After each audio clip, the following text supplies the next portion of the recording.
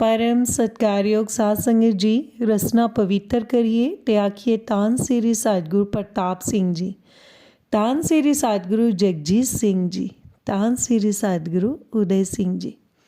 साध संगत जी, साखी संबंधित है संत बजिंदर सिंह जी, बैंकॉक। एक बारी मंडी विखे बाहर बैठे श्री सतगुरु प्रताप सिंह जी अचानक ही अपने आसन तो उठे ते हुक्म किया, जाओ सारे सिख दौड़ के जाओ, सामने वाली झोंपड़ी नूं अग लगन वाली है।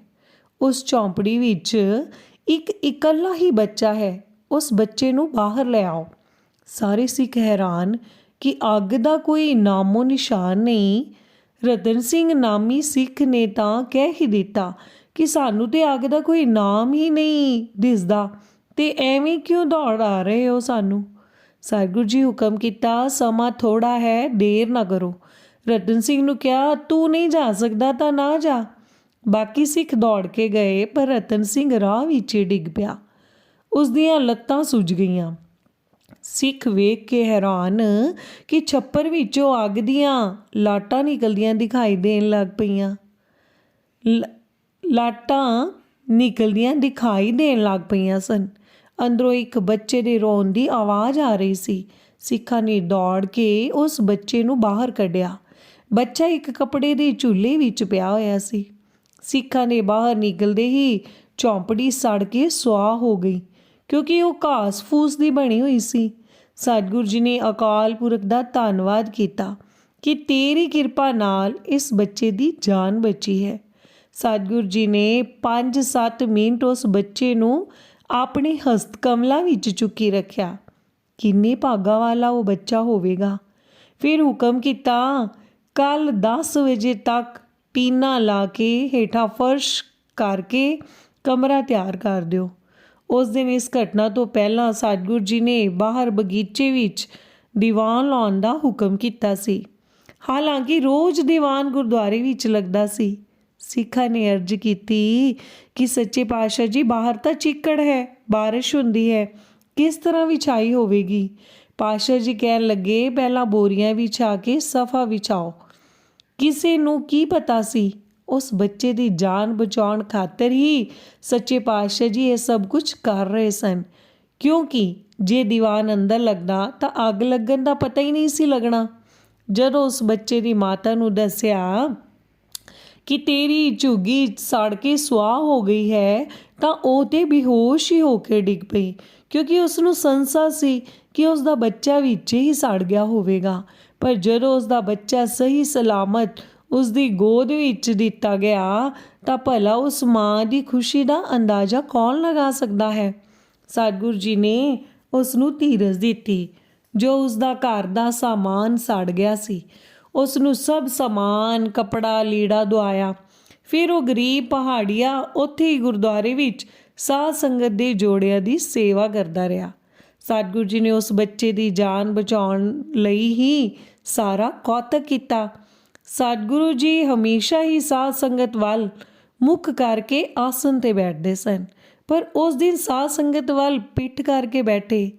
जेड़े रतन सिंह दियां लत्तां सुज गईयां सन हुक्म ना मनण करके, उस लई लांगरी रतन सिंह नूं हुक्म किया कि गर्म पानी करके उस विच लूण पा के टकोर करो, ठीक हो जाएगा। उस तरह ही किया गया, उसनूं भी आराम आ गया। ठीक ही गुरबाणी विच हुक्म है, तिथे तू समरथ जिथे कोई नाहे, उथे तेरी रख अग्नि उदर माहे। सुन के जम के दूत नाए, तेरे छड़ जाहे। धन सतगुरु प्रताप सिंह जी।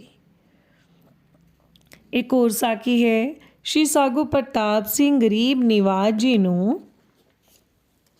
हर कोई यही समझदा सी कि मेरे नाल ही इन्हां दा सब तो ज़्यादा प्यार है। सतगुरु सबना दा साझा हुंदा है। माई सुकेत वाली दी यह वार्ता सेठ बजिंदर सिंह जी ने इंज सुनाई। ਇਹ ਮਾਈ ਛੱਪਰ वाली माई करके मशहूर सी। आम लोग उसका सत्कार बड़ा करते सन। स्कूल दे थल्ले बैठदी बड़ी बंदगी करती सी। सतगुरु जी पास जिन्ने भी शाल दुशाले आउंदे वो सब माई नूं ही दे देंदे। ਇੱਕ ਵਾਰੀ ਚੋਰਾਂ ਨੇ ਸਲਾਹ ਕੀਤੀ ਕਿ ਮਾਈ ਦੇ ਪਾਸ ਕੀਮਤੀ ਦੁਸ਼ਾਲੇ ਹਨ, ਕਿਉਂ ਨਾ ਰਾਤ ਨੂੰ ਚੋਰੀ ਕਰ ਲਈਏ। ਇਸ ਮਤਲਬ ਨਾਲ ਚੋਰ ਰਾਤ ਨੂੰ ਆਉਣ ਤਾਂ ਉੱਥੇ ਇੱਕ ਸਫੈਦ ਬਸਤਰਧਾਰੀ ਪਹਿਰਾ ਦੇ ਰਿਹਾ ਹੁੰਦਾ ਸੀ। ਸਵੇਰੇ ਵੇਖਦੇ ਤਾਂ ਪਹਿਰੇ ਵਾਲਾ ਕੋਈ ਨਾ ਹੁੰਦਾ। ਉਹ ਚੋਰ ਵੀ ਮਾਈ ਦੇ ਸ਼ਰਧਾਲੂ ਬਣ ਗਏ। ਜਦੋਂ ਵੀ ਸਤਿਗੁਰੂ ਜੀ ਸੁਕੇਤ ਜਾਂਦੇ ਤਾਂ ਮਾਈ ਅਰਜ਼ ਕਰਦੀ ਕਿ ਮੇਰੇ ਡੇਰੇ ਚੱਲ ਕੇ ਚਰਨ ਪਾਓ। ਮਾਈ ਦਾ ਡੇਰਾ ਕਾਫੀ ਦੂਰ ਸੀ। ਸਤਿਗੁਰੂ ਜੀ ਟਾਲ ਦਿੰਦੇ ਕਿ ਫੇਰ ਕਦੇ ਸਹੀ। ਇੱਕ ਵਾਰ ਮਾਈ ਨੇ ਸਤਿਗੁਰਾਂ ਨੂੰ ਬਹੁਤ ਮਜਬੂਰ ਕੀਤਾ। ਇਹ ਘਟਨਾ ਸਨ 1959 ਦੀ ਹੈ। ਮਗਰੋਂ ਸਤਿਗੁਰਾਂ ਨੇ ਦੇਹ ਦਾ ਓਹਲਾ ਕਰ ਲਿਆ ਸੀ। ਸਤਿਗੁਰੂ ਜੀ ਬਚਨ ਕੀਤਾ, ਚੱਲ ਮਾਈ ਬੈਠ ਸਾਡੀ ਕਾਰ ਵਿੱਚ, ਤੇਰੇ ਡੇਰੇ ਚਲਦੇ ਹਾਂ। ਮਾਈ ਨੇ ਕਿਹਾ, ਮੈਂ ਅੱਗੇ ਅੱਗੇ ਪੈਦਲ ਚਲਦੀ ਹਾਂ, ਤੁਸੀਂ 100 ਗਜ ਪਿੱਛੇ ਰਹਿਣਾ। ਮਾਈ ਅੱਗੇ ਅੱਗੇ ਪੈਦਲ ਚੱਲ ਪਈ। ਰਸਤੇ ਵਿੱਚ ਮਾਈ ਕਿਤੇ ਵੀ ਨਾ ਦਿਸੀ। ਪਾਤਸ਼ਾਹ ਜੀ ਕਾਫੀ ਦੂਰ ਗੱਡੀ ਚਲਾ ਕੇ ਗਏ। ਕਾਫੀ ਦੇਰ ਲੱਗੀ, ਪਰ ਮਾਈ ਰਸਤੇ ਵਿੱਚ ਕਿਤੇ ਵੀ ਨਾ ਦਿਸੀ। ਆਖਰ ਮਾਈ ਦਾ ਡੇਰਾ ਆ ਗਿਆ ਤਾਂ ਕੀ ਵੇਖਦੇ ਹਨ ਕਿ ਮਾਈ ਆਪਣੇ ਘਰ ਵਿੱਚ ਛਿੜਕਾਅ ਕਰਕੇ ਝਾੜੂ ਦੇ ਰਹੀ ਸੀ। ਯਥਾ ਤੂੰ ਭਗਤਾਂ ਕੇ ਵਸ। ਸਤਿਗੁਰ ਭਗਤਾਂ ਦੇ ਵਸ ਹੁੰਦਾ ਹੈ। ਇਸ ਸਾਖੀ ਤੋਂ ਪਤਾ ਚੱਲਦਾ ਹੈ। ਇੱਕ ਹੋਰ ਸਾਖੀ ਹੈ। ਇਹ ਘਟਨਾ 1957 ਦੀ ਹੈ। ਸਤਿਗੁਰੂ ਜੀ ਜਦੋਂ ਵੀ ਮੰਡੀ ਜਾਂਦੇ ਤਾਂ ਸੰਤ ਅਮਰ ਸਿੰਘ ਜੀ ਨਾਲ ਬਹੁਤ ਪਿਆਰ ਕਰਦੇ। ਮਹਾਂਪੁਰਸ਼ਾਂ ਦੇ ਪਿਆਰ ਦਾ ਕੋਈ ਪਾਰਾਵਾਰ ਨਹੀਂ। ਜਿਸ 'ਤੇ ਉਹਨਾਂ ਦੀ ਕਿਰਪਾ 'ਤੇ ਪਿਆਰ ਹੋ ਜਾਵੇ ਉਹ ਤਾਂ ਉਸ ਨੂੰ ਨਿਹਾਲ ਕਰ ਦਿੰਦੇ ਹਨ। ਉਹਨਾਂ ਦੇ ਇਹੋ ਜਿਹੇ ਪਿਆਰੇ ਸਿੱਖ ਨੂੰ ਕੋਈ ਜਰਾ ਜਿੰਨਾ ਵੀ ਦੁੱਖ ਦੇਵੇ ਤਾਂ ਉਹਨਾਂ ਦਾ ਕ੍ਰੋਧ ਵੀ ਜਵਾਲਾਮੁਖੀ ਬਣ ਜਾਂਦਾ ਹੈ। ਸੰਤ ਅਮਰ ਸਿੰਘ ਜੀ ਦੇ ਪ੍ਰਤੀ ਸਤਿਗੁਰੂ ਜੀ ਦੇ ਪ੍ਰੇਮ ਦਾ ਇੱਕ ਅਜਿਹਾ ਹੀ ਪ੍ਰਸੰਗ ਹੈ। ਸਤਿਗੁਰੂ ਜੀ ਹਿਮਾਚਲ ਦਾ ਦੌਰਾ ਕਰਦੇ ਹੋਏ ਦਿੱਲੀ ਆਏ। ਨਾਲ ਅਮਰ ਸਿੰਘ ਜੀ ਹੋਰਾਂ ਨੂੰ ਵੀ ਲੈ ਆਏ ਅਤੇ ਇੱਥੋਂ ਹੀ ਸੰਤ ਅਮਰ ਸਿੰਘ ਨੂੰ ਬੈਂਕਾਕ ਲੈ ਗਏ। ਸੰਤ ਅਮਰ ਸਿੰਘ ਜੀ ਕੋਲ ਤਾਂ ਪਾਸਪੋਰਟ ਵੀ ਨਹੀਂ ਸੀ, ਲੇਕਿਨ ਸਤਿਗੁਰੂ ਜੀ ਦੇ ਕਈ ਸਿੱਖ ਸਨ। ਉਹਨਾਂ ਦਿਨਾਂ ਵਿੱਚ ਸਤਿਗੁਰੂ ਜੀ ਦਾ ਡੇਰਾ ਸਰਦਾਰ ਸੁੱਚਾ ਸਿੰਘ ਜੀ ਦੇ ਘਰ ਪਹਾੜਗੰਜ ਹੀ ਹੁੰਦਾ ਸੀ। ਉਸਨੇ ਕਿਹਾ ਕਿ ਉਹ ਇੱਕ ਦਿਨ ਵਿੱਚ ਹੀ ਪਾਸਪੋਰਟ ਬਣਵਾ ਦੇਵੇਗਾ ਅਤੇ ਐਦਾਂ ਹੀ ਹੋਇਆ। ਉਸਨੇ ਇੱਕ ਦਿਨ ਵਿੱਚ ਹੀ ਪਾਸਪੋਰਟ ਬਣਵਾ ਕੇ ਅਗਲੇ ਦਿਨ ਵੀਜ਼ਾ ਵੀ ਲਗਵਾ ਦਿੱਤਾ। ਸੰਤ ਸੁੱਚਾ ਸਿੰਘ ਜੀ ਸਰਕਾਰੀ ਨੌਕਰ ਸਨ। ਪ੍ਰਸੰਗ ਸੀ ਬੈਂਕਾਕ ਵਿਖੇ ਇੱਕ ਮੇਲੇ ਦਾ। ਬੈਂਕਾਕ ਵਿਖੇ ਸੇਠ ਲੋਕਾਂ ਨੇ ਇਸ ਮੇਲੇ ਦਾ ਪ੍ਰਬੰਧ ਕੀਤਾ ਸੀ। ਸਤਿਗੁਰੂ ਜੀ ਉਹਨਾਂ ਦੇ ਹੀ ਬੁਲਾਵੇ 'ਤੇ ਉੱਥੇ ਪਹੁੰਚੇ ਸਨ। ਉਹਨਾਂ ਸੇਠਾਂ ਨੇ 11 ਆਦਮੀਆਂ ਨੂੰ ਬੁਲਾਇਆ ਸੀ, ਪਰ ਸਤਿਗੁਰੂ ਜੀ ਆਪਣੇ ਨਾਲ 13 ਆਦਮੀ ਲੈ ਗਏ ਸਨ। ਸੇਠ ਲੋਕਾਂ ਵਿੱਚ ਬਹਿਸ ਹੋ ਗਈ ਕਿ 2 ਟਿਕਟਾਂ ਦੇ ਪੈਸੇ ਕੌਣ ਦੇਵੇ। ਆਖਰ ਇਹ ਫੈਸਲਾ ਹੋਇਆ ਕਿ 2 ਟਿਕਟਾਂ ਦੇ ਪੈਸੇ ਉਹੀ ਸ਼ਖਸ ਦੇਣਗੇ ਜਿਹੜੇ ਬਿਨਾਂ ਬੁਲਾਏ ਪਹੁੰਚੇ ਸਨ। ਉਹਨਾਂ ਵਿੱਚ ਸੰਤ ਅਮਰ ਸਿੰਘ ਜੀ ਵੀ ਸਨ। ਸੇਠਾਂ ਨੇ ਸੰਤ ਅਮਰ ਸਿੰਘ ਜੀ ਕੋਲੋਂ ਕਿਰਾਏ ਦੇ ਪੈਸੇ ਮੰਗ ਲਏ ਅਤੇ ਕਿਹਾ ਕਿ ਅਸੀਂ ਤਾਂ ਤੁਹਾਨੂੰ ਬੁਲਾਇਆ ਹੀ ਨਹੀਂ। ਸੰਤ ਅਮਰ ਸਿੰਘ ਜੀ ਬੁਰੀ ਤਰ੍ਹਾਂ ਘਬਰਾ ਗਏ। ਉਹ ਤੇ ਵਿਚਾਰੇ ਮਾੜੇ ਮੋਟੇ ਸਨ, ਇੰਨੀ ਰਕਮ ਕਿੱਥੋਂ ਦਿੰਦੇ। ਉਹ ਡਰ ਦੇ ਮਾਰੇ ਸ਼ਾਮ ਦੇ ਦੀਵਾਨ ਵਿੱਚ ਹੀ ਨਾ ਆਏ। ਸਤਿਗੁਰੂ ਜੀ ਦੇ ਲਾਂਗਰੀ ਸੰਤ ਰਤਨ ਸਿੰਘ ਜੀ ਨੇ ਸਾਰਾ ਕਿੱਸਾ ਸਤਿਗੁਰੂ ਜੀ ਨੂੰ ਅਰਜ਼ ਕਰ ਦਿੱਤਾ। ਸਤਿਗੁਰੂ ਜੀ ਨੇ ਸੰਤ ਰਤਨ ਸਿੰਘ ਨੂੰ ਪੁੱਛਿਆ, ਰਤਨ ਸਿੰਘ ਅੱਜ ਅਮਰ ਸਿੰਘ ਨਹੀਂ ਆਇਆ, ਕੀ ਗੱਲ ਹੈ? ਉਸ ਨੂੰ ਬੁਲਾਓ।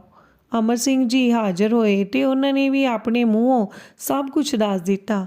ਸਤਿਗੁਰੂ ਜੀ ਨੂੰ ਇਹ ਗੱਲ ਸੁਣ ਕੇ ਬੜਾ ਹੀ ਕ੍ਰੋਧ ਆਇਆ। ਉਹਨਾਂ ਨੇ ਤੁਰੰਤ ਸੇਠ ਜੀ ਨੂੰ ਬੁਲਾਇਆ ਅਤੇ ਸੇਠ ਦੇ ਹਾਜ਼ਰ ਹੋਣ 'ਤੇ ਬੋਲੇ, ਸਾਨੂੰ ਇੱਥੇ ਬੁਲਾਇਆ ਕਿਉਂ ਸੀ? ਅਸੀਂ ਕੀ ਕਿਸੇ ਦੇ ਬੰਨੇ ਹੋਏ ਹਾਂ? ਅਸੀਂ ਤਾਂ ਆਜ਼ਾਦ ਹਾਂ। ਸਾਡੇ ਨਾਲ ਜਿੰਨੇ ਸਿੱਖ ਅਸੀਂ ਚਾਹਾਂਗੇ ਆਉਣਗੇ। ਫਿਰ ਇੱਕ ਪਲ ਰੁੱਕ ਕੇ ਬਚਨ ਕੀਤਾ, ਹੁਣ ਇਹ ਸਾਰਾ ਮੇਲਾ ਅਮਰ ਸਿੰਘ ਦੇ ਨਾਮ ਦਾ ਹੋਵੇਗਾ। ਇਸ ਦਾ ਸਾਰਾ ਪੈਸਾ ਅਸੀਂ ਦੇਵਾਂਗੇ। ਹੁਣ ਸੇਠ ਲੋਕ ਘਬਰਾ ਗਏ। ਉਹਨਾਂ ਨੂੰ ਤਾਂ ਇਹੋ ਜਿਹੀ ਉਮੀਦ ਹੀ ਨਹੀਂ ਸੀ ਕਿ ਸੱਚੇ ਪਾਤਸ਼ਾਹ ਜੀ ਨੂੰ ਗੁੱਸਾ ਵੀ ਆ ਜਾਏਗਾ। ਉਹਨਾਂ ਨੇ ਸਤਿਗੁਰਾਂ ਦੇ ਚਰਨਾਂ ਵਿੱਚ ਸਿਰ ਝੁਕਾ ਕੇ ਬਾਰ-ਬਾਰ ਖੀਮਾ ਮੰਗੀ।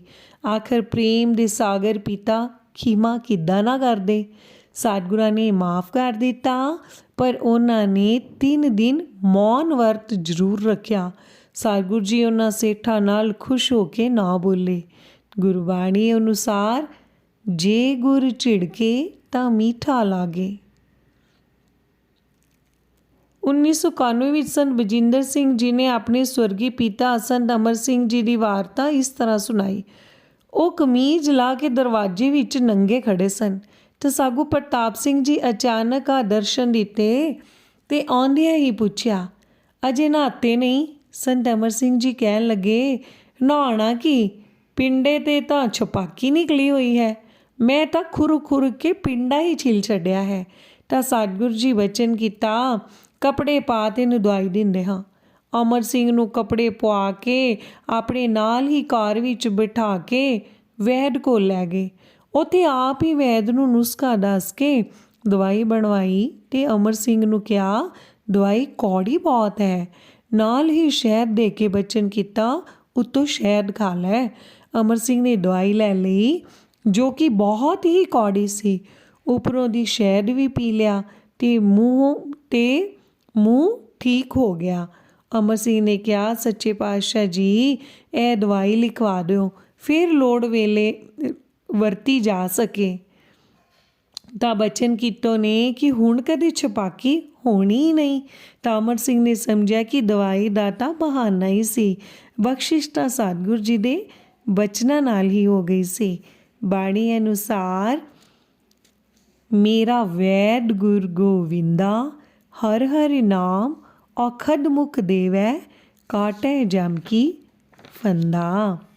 ਇੱਕ ਹੋਰ ਸਾਖੀ ਹੈ। ਸੰਤ ਅਮਰ ਸਿੰਘ ਜੀ ਮੰਡੀ ਰਹਿੰਦੇ ਸਨ।